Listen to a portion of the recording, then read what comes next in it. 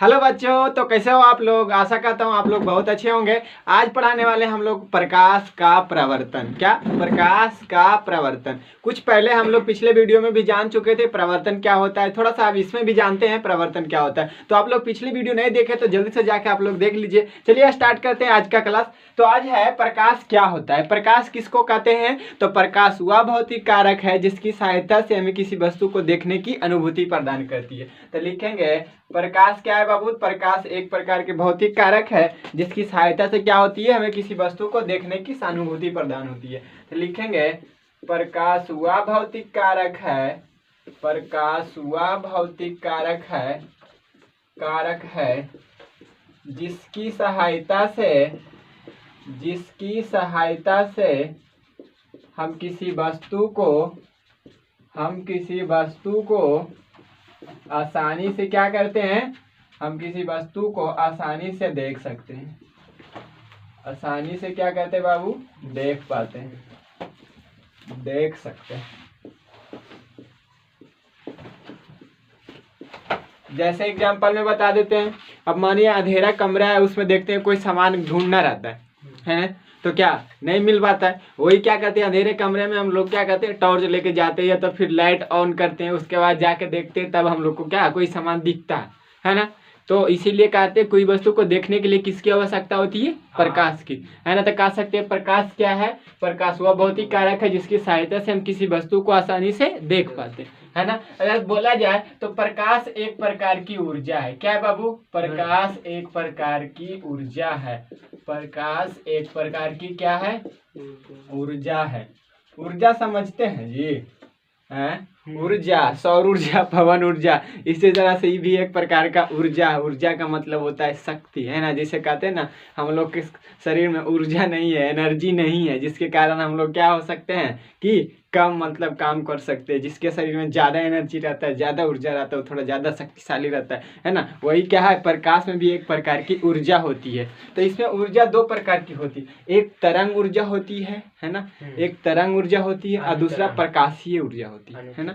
हाँ, तो ये सब आगे पढ़ना है ना। चलिए अब जानते हैं प्रकाश का स्रोत क्या है। तो आप लोग भी जानते हैं प्रकाश का स्रोत क्या है। हम लोग को सूर्य से प्रकाश प्राप्त होती है ना। बल्ब से लाइट जला देते हैं ना, तो भी प्रकाश, मोमबत्ती से, लैंप से, ये सब क्या है, प्रकाश का एक स्रोत है ना। तो प्रकाश का दो प्रकार के स्रोत होता है, एक मानव निर्मित और दूसरा प्राकृतिक, है ना। तो प्रकाश के स्रोत को कितने भागों में बांटा गया है? दो भागों में। पहला प्राकृतिक स्रोत और दूसरा मानव निर्मित स्रोत। मानव निर्मित स्रोत, इसी को कृत्रिम स्रोत भी कहा जाता है। क्या कहा जाता है? कृत्रिम स्रोत। प्राकृतिक स्रोत किसको कहेंगे? जो हमें प्राकृतिक से प्राप्त होती है उसको क्या कहेंगे? प्राकृतिक स्रोत। जैसे क्या हो गया, सूर्य। सूर्य से जो प्रकाश की किरण हमको प्राप्त होती है उसको क्या कहेंगे? प्राकृतिक स्रोत, है ना। सूर्य। चंद्रमा से भी प्राप्त होती है हमको बाबू। चंद्रमा के पास अपना प्रकाश नहीं है, लेकिन ये भी तो सूर्य के प्रकाश से ही टकरा के हमको प्रकाश देती है, लेकिन दे तो रही है हमको चंद्रमा, है ना। इसीलिए चंद्रमा के पास अपना प्रकाश नहीं होता, लेकिन ये भी, इससे जो प्रकाश आ रहा है उसको भी क्या कहेंगे? प्राकृतिक स्रोत, क्योंकि चंद्रमा से तो हमने नहीं प्रकाश लाया है ना। चलिए उसके बाद क्या, तारा जानते हैं आप लोग। तारा देखें, जुगनू जिसको कहते हैं, जो आसमान में छोटा छोटा एकदम टिमटिमाते रहता है। आगे पढ़ाएंगे कि तारे आकाश में क्यों टिमटिमाते हैं, है ना, तो बताएंगे आगे, है ना। तारा और क्या हो गया बाबू? चांद हो गया, तारा हो गया, और इत्यादि। ये सब क्या हो गया भैया? तारा साफ लिखा है ना। ये सभी क्या हो गया बाबू? ये सब प्राकृतिक स्रोत। मानव निर्मित स्रोत में क्या हो सकता है बाबू? मानव निर्मित स्रोत, है ना। जैसे मानव निर्मित स्रोत में पहला देखते हैं हम क्या, मोमबत्ती, क्या दिया, मोमबत्ती, दिया, बल्ब, है ना, टॉर्च। ये सब क्या है बाबू? मानव निर्मित स्रोत है ना। इससे हम लोग प्राप्त, इससे भी प्रकाश निकलती है, इससे भी प्रकाश प्राप्त होता है, लेकिन ये सब मानव के द्वारा बनाया गया, इसलिए इसको मानव निर्मित, या तो फिर इसी को कहा जाए कृत्रिम, है ना। कृत्रिम के मतलब भी होता है मानव के द्वारा ही बनाया, कृत्रिम, है ना। चलिए अब आता है कि प्रकाश के स्रोत तो है, लेकिन कुछ ऐसा स्रोत है जो प्रदीप्त है, कुछ अप्रदीप्त है। अप्रदीप्त का मतलब क्या समझे, जिससे प्रकाश नहीं निकलता। जिससे प्रकाश निकलता है उसको क्या कहेंगे, दीप्त, और जिससे प्रकाश नहीं निकलेगा वो अप्रदीप्त, है ना। आदीप्त या अप्रदीप्त बात एक ही है ना। तो प्रदीप्त किसको कहेंगे बाबू, प्रदीप्त, प्रदीप्त का मतलब जिससे क्या होती है, वैसा प्रकाश का स्रोत। अगर पूरा अच्छा से लिखे तो क्या बोलेंगे बाबू, वैसा प्रकाश का स्रोत जिससे क्या हो बाबू, प्रकाश उत्पन्न हो, प्रकाश उत्पन्न हो, तो उसे क्या कहेंगे, उसे प्रदीप्त स्रोत कहेंगे, प्रदीप्त स्रोत कहेंगे, कहते हैं। जैसे अगर पूछा जाए तो जैसे में क्या हो जाएगा बताइए, तो पहला तो सूर्य से प्राप्त होता है, तारा, ये सब क्या हो गया, प्रदीप्त का। प्रदीप्त समझ रहे हैं ना, प्रदीप्त मतलब जिससे प्रकाश निकल रहा है, अप्रदीप्त मतलब जिससे प्रकाश नहीं निकलता है ना। चलिए ये बात अलग है, ये मानव निर्मित प्रकृति की अलग बात है ना। उससे दोनों से निकल रहा है, लेकिन इसे मानव निर्मित प्राकृतिक दोनों आ जाएगा। क्यों, क्योंकि तो जिससे प्रकाश निकल रहा है वो क्या कहलाएगा, प्रदीप्त, है ना। तो मोमबत्ती, है ना, मोमबत्ती, टॉर्च, बल्ब, है ना। आप लोग अभी आधुनिक जीवन में देखा जाए तो अब तो टॉर्च का इस्तेमाल खत्म हो गया है, फ्लैश जला लेते हैं फोन का, है ना। वो भी क्या है, एक प्रदीप्त प्रकाश, है ना। चलिए अब उसके बाद आता है आदीप्त। आदीप्त किसको कहते हैं बाबू, अप्रदीप्त या आदीप्त उसी को कहा जाता है, अप्रदीप्त। अप्रदीप्त मतलब क्या होता है, जिससे प्रकाश नहीं निकलता। सीधा सीधा कहते हैं वैसा प्रकाश का स्रोत या वैसी वस्तु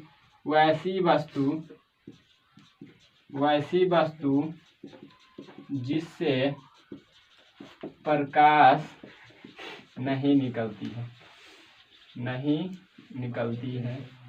है ना, निकलती है, तो उसे क्या कहेंगे बाबू, उसे अप्रदीप्त प्रकाश कहते हैं। जैसे में दिख रहा है जी, जैसे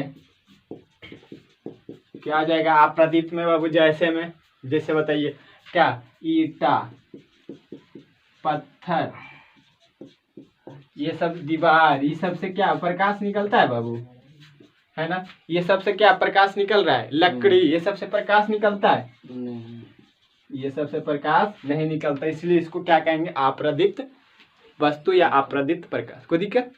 चलिए इसी में आता है तारा, जो चंद्रमा जो आता है ना बाबू, चंद्रमा अप्रदीप्त में आता है। क्यों अप्रदीप्त में आता है, चंद्रमा या चांद इसको बोल सकते हैं।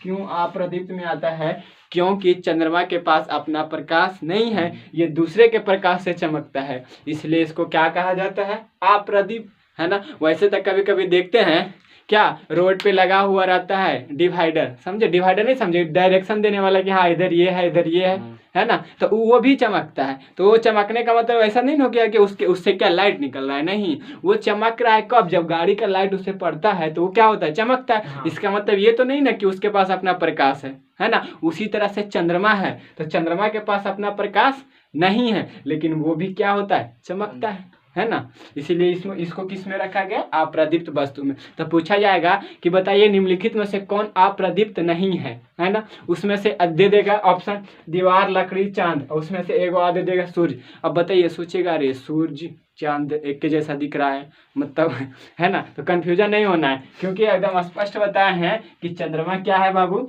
अप्रदीप्त वस्तु है ना। जबकि सूर्य क्या है, प्रदीप्त वस्तु। देखिए यहाँ पे लिखा हुआ है, प्रदीप्त वस्तु में कौन सा आ रहा है, सूर्य, है ना। कोई दिक्कत।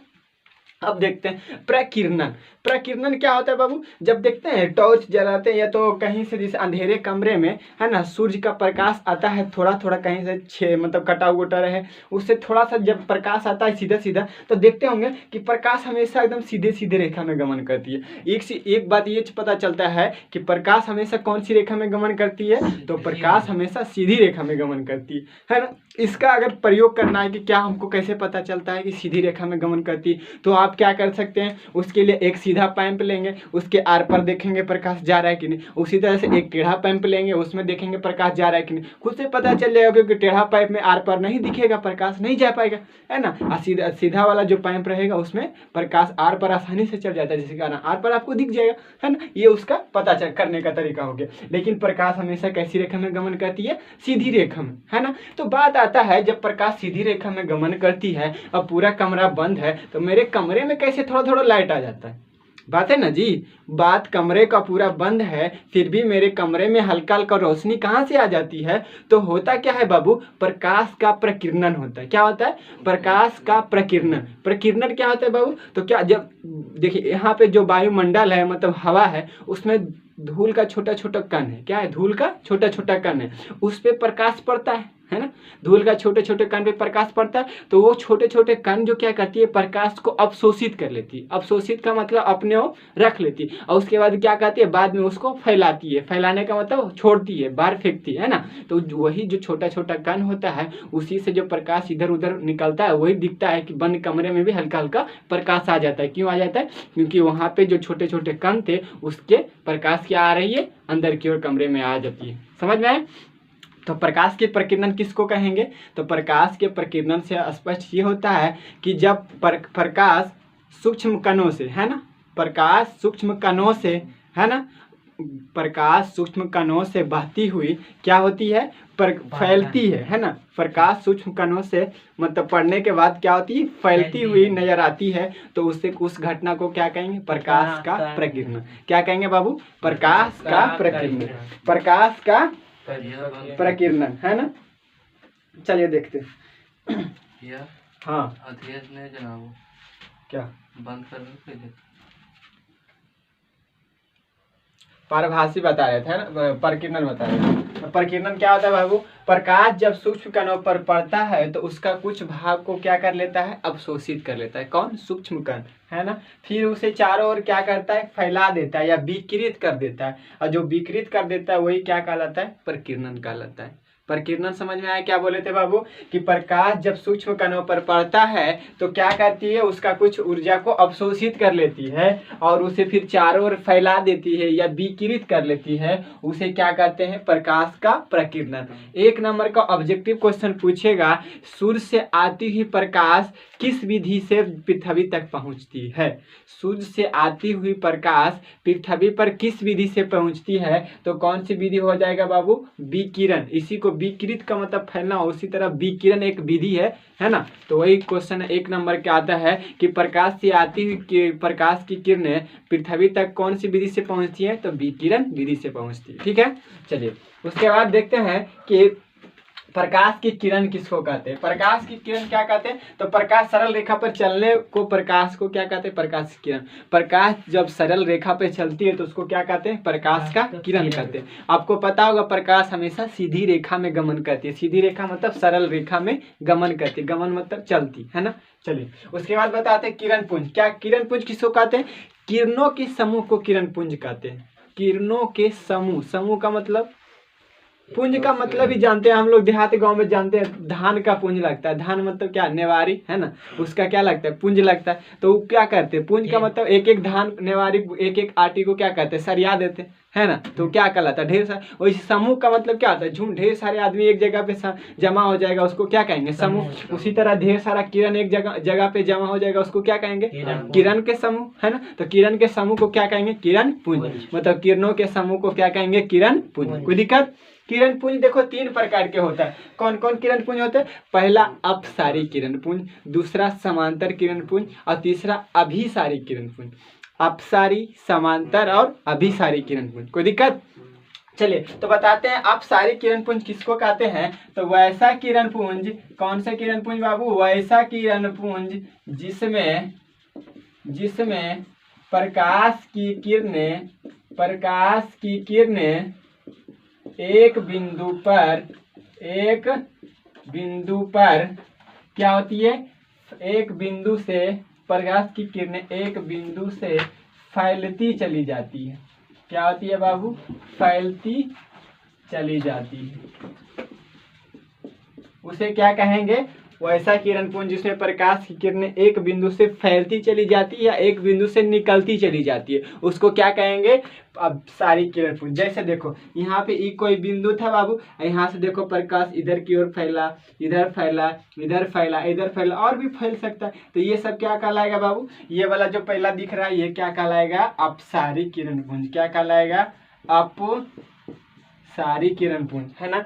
दूसरा क्या बोले थे बाबू? समांतर किरण पुंज। तो वैसा किरण पुंज जिसमें प्रकाश की किरणें, वैसा किरण पुंज जिसमें प्रकाश की किरणें क्या होती है बाबू? समांतर होती है। जिसमें प्रकाश की किरणें क्या होती है? समांतर होती है। समांतर होती है, उसे क्या कहते हैं? समांतर किरण पुंज। जैसे देखो ये एक दूसरे का क्या है, आप लोग पढ़ेंगे समांतर रेखा। तो देखिए एक रेखा है, इसी एक और रेखा खींच देंगे, ये एक दूसरे का क्या कहला जाएगा बाबू? समांतर रेखा। उसी तरह समांतर किरण पुंज, तो एक देखो किरण है ये, दूसरा किरण पुंज ये, तीसरा ये, चौथा ये, तो ये सभी किरण पुंज एक दूसरे से मिलकर क्या बना लेती है बाबू? समांतर किरण पुंज, है ना। एक जैसा दिख रहा है, एकदम सेम सीधा सीधा सब एक दूसरे के समांतर है, तो क्या कहलाएगा? समांतर किरण पुंज। कोई दिक्कत? अब तीसरा आता है बाबू अपसारी किरण पुंज। तीसरा कौन है? अभिसारी किरण पुंज। अभिसारी किरण पुंज किसको कहेंगे? तो वैसा किरण पुंज जिसमें प्रकाश की किरणें क्या होती है बाबू? एक बिंदु पर आकर मिलती हुई प्रतीत होती है। प्रकाश की किरणें एक बिंदु पर आकर मिलती है या मिलती हुई प्रतीत होती है। प्रतीत का मतलब आभास, है ना। देखिए तो वही कह रहा है आभासी किरण पुंज किसको कहेंगे बाबू? वैसा किरण पुंज जिसमें प्रकाश की किरणें एक बिंदु पर आकर क्या होती है? मिलती हुई प्रतीत होती है। जैसे देखो इधर से एक किरण पुंज आया, यहाँ पे आके मिल गया, इधर से एक किरण पुंज आया, यहाँ पे आके मिल गया, इधर से एक किरण पुंज आया, यहीं पे आके मिल गया। तो ये क्या कर रहा है? एक बिंदु पे मिल रहा है, तो उसको क्या कहेंगे बाबू? अभिसारी किरण पुंज। कौन सा किरण पुंज? अभिसारी किरण पुंज। और जो एक बिंदु से फैलती हुई नजर आवे, देखो इधर की ओर फैल रहा है, ये सब फैल रहा है, इसको क्या कहेंगे? ये देखो तीर का निशान क्या बता रहा है कि प्रकाश जो है इधर की ओर जा रहा है। इसमें तीर का निशान प्रकाश इधर की ओर एक बिंदु की ओर जा रहा है, और इधर देखो एक बिंदु से क्या हो रहा है? फैल रहा है ना। तो तीर के निशान देखना है ना। तो ये क्या कहलाएगा? देखो अब याद कैसे करेंगे? बहुत सिंपल से देखो, इसमें लिखे वैसा किरण पुंज जिसमें प्रकाश की किरणें एक बिंदु से क्या हो रहा है बाबू? एक बिंदु से फैल रहा है। तो देखो एक बिंदु से फैलती चली जाती है, उसको क्या कहेंगे? अपसारी किरण पुंज। दूसरा बताएं, देखो वैसा किरण पुंज जिसमें प्रकाश की किरणें, यहाँ तक दोनों सेम है, इसमें क्या है? समांतर होती है, उसको क्या कहेंगे? समांतर किरण पुंज। जिसमें प्रकाश की किरणें समांतर होगी उसको क्या कहेंगे? समांतर किरण। तीसरा लिखिए अभिसारी किरण पुंज। वैसा किरण पुंज जिसमें प्रकाश की किरणें एक बिंदु पर आकर क्या होती है? मिलती है या मिलती हुई प्रतीत होती है। प्रतीत का मतलब आभास करना। जैसे आप लोग रात में बाहर निकलते हैं तो कैसे लगता है? अच्छा आभास हो रहा है, डर लग रहा है, मतलब कोई चीज है, आभास होता है ना। कुछ देख लेते छोटा सा कुछ काला चीज दिख जाता है, डर से क्या करते? भाग जाते। क्यों? आभास हो जाता है, अच्छा वो है कौन सी? भूत, है ना। तो वही यहाँ पे मिलती है या मिलती हुई प्रतीत होती है कि हाँ यहाँ पे आके क्या हो रहा है? एक जगह पे मिल रहा है। कोई दिक्कत? उसको क्या कहेंगे? अभिसारी किरण पुंज। यहाँ तक कोई दिक्कत समझ में आ गया? अब आता है पदार्थ कुछ होता है पारदर्शी, कुछ अपारदर्शी, कुछ होता है पारभासी। पारदर्शी किसको कहेंगे? वैसा पदार्थ जिसमें प्रकाश की किरणें क्या होती है? आर पार हो जाती है। आर पार हो जाने का मतलब जैसे गिलास खिड़की वाला देखे शीशा आर पार हो जाता है कि नहीं? दोनों साइड दिख रहा है, मतलब क्या? उसको क्या कहेंगे? पारदर्शी वस्तु। शीशा को कौन सी वस्तु कहेंगे? पारदर्शी वस्तु, है ना। पारदर्शी मतलब आर पार हो जाएगी प्रकाश, आर पार जिससे हमको दिख जाए उसको क्या कहेंगे? पारदर्शी, है ना। दूसरा होता है पारभासी, जिससे दिखे तो लेकिन थोड़ा थोड़ा दिखे, धुंधला दिखे, है ना। जैसे देखिए आप लोग एकदम से सिंपल में पेज पे क्या करते हैं? हल्का सा तेल लगा देते हैं माथा में रगड़ के, तो देखिएगा उससे आर पर हल्का हल्का दिखाई देगा, तो वो क्या कहलाएगा? पारभासी, जिससे हल्का फल्का आर पर दिखाई दे उसको क्या कहेंगे? पारभासी, है ना। उसके बाद तीसरा का आता है अपारदर्शी, जिससे आर पर दिखाई ही नहीं दे, जैसे दीवार के आर पर नहीं दिखता है तो दीवार क्या कहलाएगा? अपारदर्शी। कोई लकड़ी यहाँ पे लगा देंगे, इसके आर पर हम नहीं दिखेंगे, क्या कहलाएगा? अपारदर्शी, है ना। मेरा बोर्ड के पीछे नहीं दिखेगा, मतलब बोर्ड क्या हो गया? अपारदर्शी। कोई दिक्कत? तो समझ में आ गया, है ना। तो अपारदर्शी पारदर्शी लिखने की जरूरत नहीं है ना, तो नहीं तो नेक्स्ट क्लास में लिखा के बता देंगे, है ना। आज इतने ही रखते हैं। Thank you. वीडियो अच्छा लगे तो लाइक शेयर एंड सब्सक्राइब जरूर करिए। जय हिंद। चलो।